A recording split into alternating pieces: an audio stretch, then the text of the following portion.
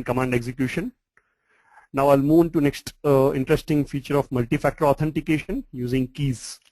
Well, let me first tell you what multi-factor authentication is in short. Whatever I just did, I logged into gateway was using my password, which is single factor, which means there are 3 factors that can be used for authenticating. One is what I know, and another one is what I have, and third one is what I am. So what I just use is the first one, which is what I know, which is password. I mean, I knew the password, that's one factor. And I can add second factor to it is what I have, which would become a key, a public key, private key combination. And that password, that key will have a password. So I should have that key, and I should know the password for me to be able to log into remote host. So that becomes two-factor, multi-factor, two-factor authentication, wherein which if I not just by having the file, I would be able to log in, or neither just by knowing the password for the file I would be able to log in. I should know both. Only then I'll be able to log in. So that is some info about multi-factor authentication or two-factor authentication. And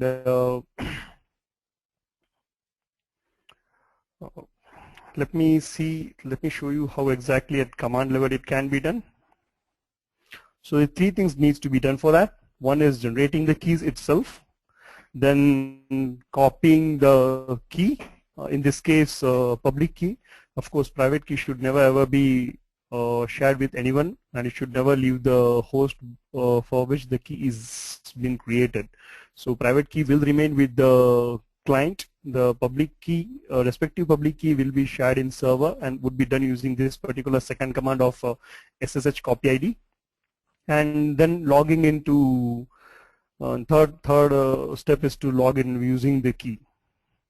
So let me first, I already have generated some keys, so probably I can delete those. So whenever we generate a key, they get stored in, the home directory,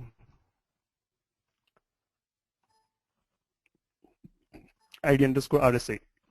So this, if you see, let me do a full listing of file.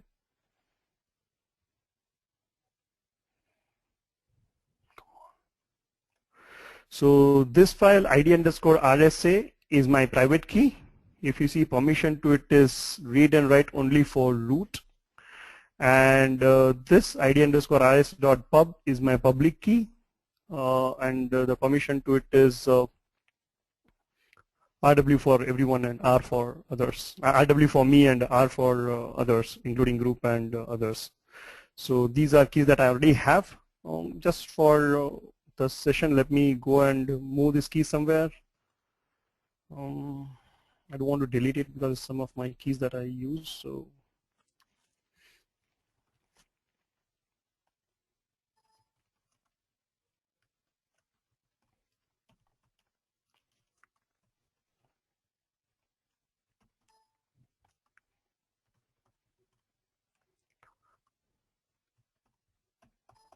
So if you see, there are no more files called ID underscore RSA in .ssh directory in my root directory, in my home directory.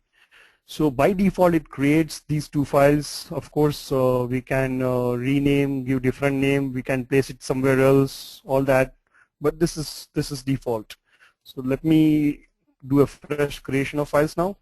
If you go to the presentation, it says SSH-keygen. Now there are so many different parameters that can be given with it.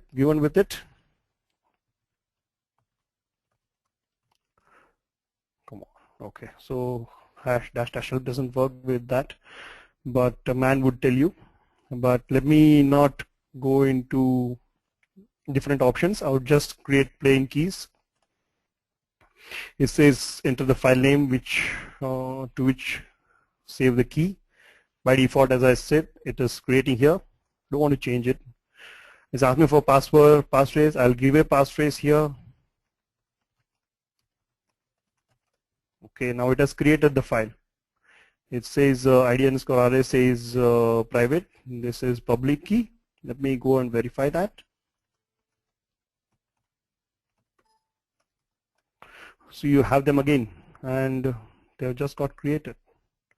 So okay, so how do I now next thing is to, just by having keys doesn't do any good. So I'll have to let the remote SSH server know that this is my key. So for that, the second step is to SSH copy ID space host name. Let me do that. I'm going to copy this ID. By default, as I stated earlier, it will copy only public IP address. I mean, that's what it should do. It should never ever, I mean, a private key should never leave the local machine. So we should give only public key there. So and this command will copy that public. There are other ways of doing it as well, but this is a lot more simpler.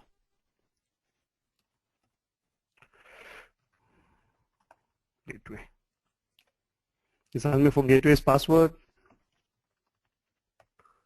Now if you see, this has taken root as a username.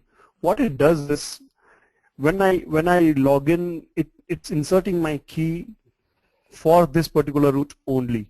So if I use the key that I had just generated, I will be able to log in only as this particular user and not as any other user. And I'll tell you how or why. So what it says is, now try logging into machine with and this file has been already given to, this key has already been added to this file. Now let me try logging into gateway.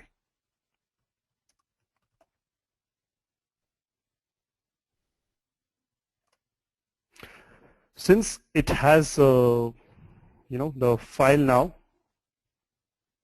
.rsa, it's by default taking it. Now I need to enter the passphrase. So it has not asked me for password, it has asked me for passphrase for the file. Okay, and there I go. I've logged into gateway machine.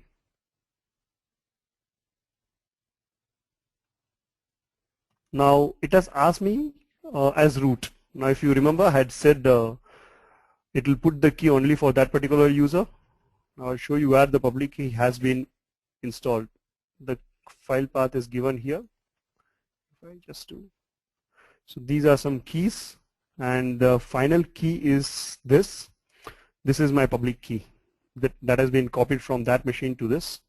If you see, there are other keys also, which is in some of my previous keys that I had used.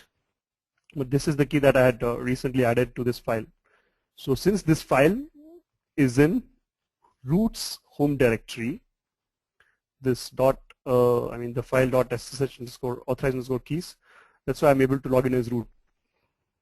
If this file was in other user's home directory, then I should be logging in as that user.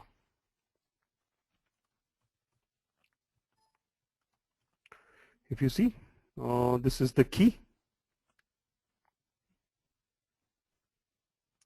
4A's, B3, 9Z, C1Y. So this is the key that it has copied. So other way could be, opening this file in VI in remote host. In gateway machine, I can open this file in VI and then just do copy paste the .pub and append it in towards end of the file. That will also do the trick, but this is a lot more simpler, using copy as SSH copy ID.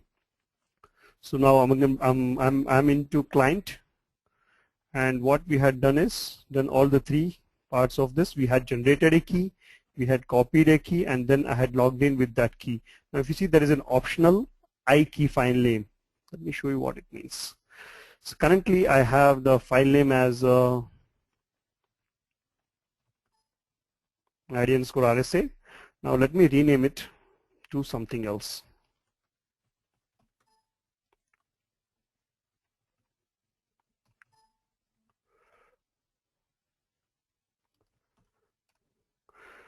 Okay, now if I do SSH It's asking me for password because it's not able to locate this file.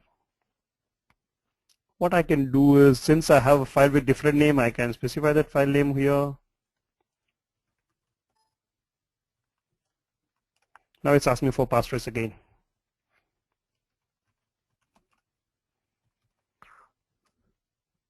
So there's one more trick to it. If you see, if you remember during creation of a file, it had asked me for a passphrase. Now, if I don't give passphrase, it would no more remain multi-factor. It would just remain single factor of what I have. What I know would go off because there's nothing to know. There is no password for me to know. So it would become single factor, but it would do something else. I can show you that.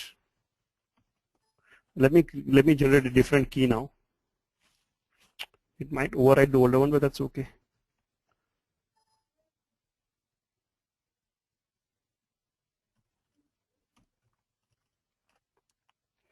So it's asking me for okay, it's asking me for the file name. I don't want to override the other one. Let me create the other one. And it's asking me for password. It says empty for no passphrase.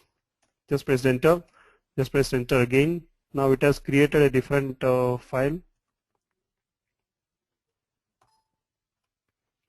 Same different file key, private key and public key combination. Now let me copy this there. I already have logged into gateway. Let me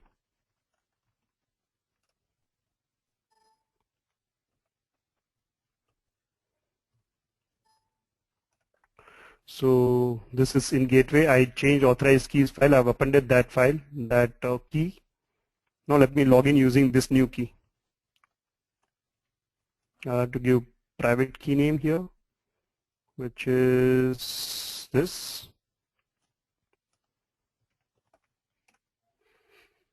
There you go. It did not ask for any password, any passphrase. I've logged in without anything. Yes, there is a problem. This is a security breach. It could create, you know, if this private key comes in a wrong hand, then you are into problem.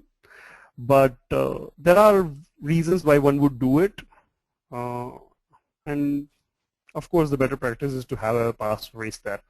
But if you see, I was able to log into Box without any password. All I had to give is just SSH, and I'm in there. It just authenticated me using my what I have factor. Let me go into the next section.